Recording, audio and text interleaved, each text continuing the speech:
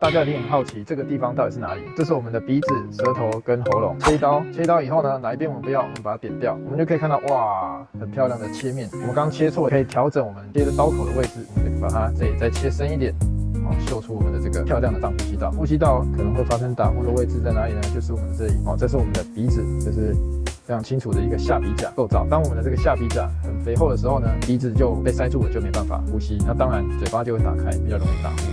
转过来再往下看，这个就是我们的这个悬雍垂。还有什么地方可能会造成打呼呢？舌扁桃。除了这个舌扁桃之外，我们可以再往里面切。这个是最恶名昭彰的造成我们打呼的呼吸道阻塞的原因，就是我们这个扁桃腺叫颚扁桃。再往下看，这个呢，我们的会厌。上呼吸道的路线上，我们的鼻子、鼻肉，然后遇到我们的悬雍垂，在我们的扁桃腺、舌扁桃跟我们的会厌，这些构造都可能会造成我们的打呼跟我们的呼吸道阻塞。